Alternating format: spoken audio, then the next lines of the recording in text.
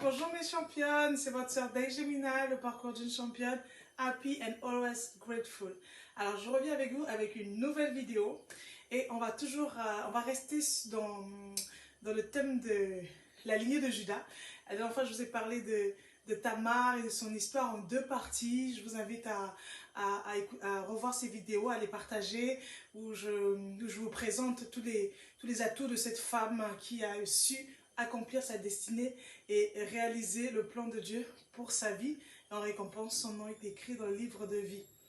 Toujours savoir que lorsque nous accomplissons notre destinée, même après notre mort, nous laissons un héritage, on parlera de nous. Parce que quand tu accomplis le plan de Dieu pour toi, ben, ça profite à plusieurs générations. Voilà. Alors aujourd'hui, nous allons parler de Yabet. Yabet, son histoire se trouve dans 1 Chronique 4, du verset 9 au verset 10. Alors on parle de toute la généalogie de la lignée de Judas. Et Yabet se trouve dans cette lignée. Je vous lis rapidement le verset, il est très court et on va vite en parler. Qu'est-ce que la Bible nous dit? Alors 1 Chronique 4, verset 9. Yabet était le plus considéré que ses frères. Sa mère lui avait donné le nom de Yabet en disant « C'est parce que je l'ai enfanté dans la douleur ». Yabet invoqua le Dieu d'Israël en disant « Si tu me bénis réellement et si tu agrandis mon territoire, si tu es avec moi, si tu éloignes de moi le malheur pour m'épargner la souffrance. » Et Dieu lui accorda ce qu'il avait demandé. Alors voilà, on nous parle de Yabet. Cet homme, la Bible nous dit qu'il est né dans la douleur. Sa mère l'a appelé Yabet, ce qui veut dire douleur. Et à cause de son nom, il s'est dit non, j'ai un problème. Mais la Bible dit qu'il était le plus considéré de ses frères. Vous savez, souvent, ces enfants malades ou ces enfants qui ont une difficulté particulière dans une famille, on a souvent en attitude de vouloir les surprotéger, de vouloir les conserver parce que attention, lui il est fragile, attention, lui est malade, touchez pas cet enfant-là, j'ai souffert pour l'avoir. Et bien Yabet c'était un peu ça, il est né dans la douleur, sa mère a souffert pour l'avoir dans son accouchement et elle l'a appelé douleur.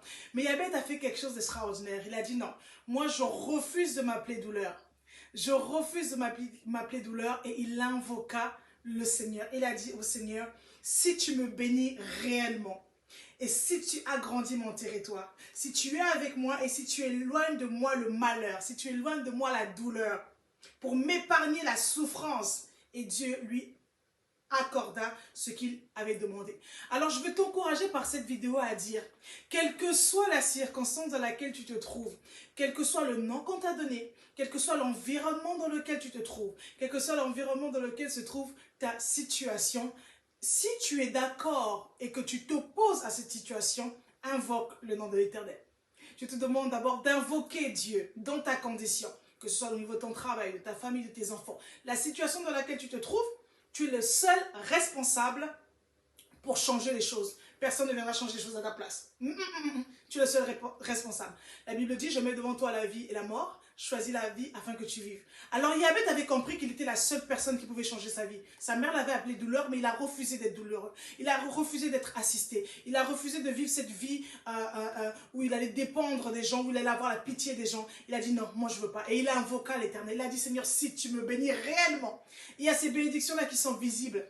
Et si tu agrandis mon territoire, si tu étends les limites. Alors je parle à quelqu'un, tu veux certainement que Dieu étende les limites de ton business, étendre les limites de tes enfants, étendre les limites de ton mariage, t'agrandir, t'étire, invoque l'Éternel. C'est lui qui étend les limites, c'est lui qui bénit réellement. Il dit, éloigne de moi le malheur. C'est dans ton intérêt. Prie pour que Dieu éloigne de toi le malheur. Éloigne de moi la souffrance. Refuse cette souffrance. Yabet avait refusé de souffrir. Il a refusé, il dit non, moi je m'appelle douleur, mais je refuse de souffrir. Il dit Seigneur, si tu me bénis réellement, si tu agrandis mon territoire, si tu es avec moi, sois avec moi. Marche avec moi. La Bible dit que Enoch marcha avec Dieu et il était enlevé. Est-ce que Dieu marche avec toi? Si Dieu marche avec toi, si Dieu est avec toi, il étend tes limites, il étend ton territoire, il étend ton business, il étend tout ce qui t'appartient, il t'étire, il te fait du bien. Et il dit, et tu m'épargnes de la souffrance. Si la souffrance est avec toi, tu peux crier au Seigneur, tu dis Seigneur, épargne-moi de la souffrance.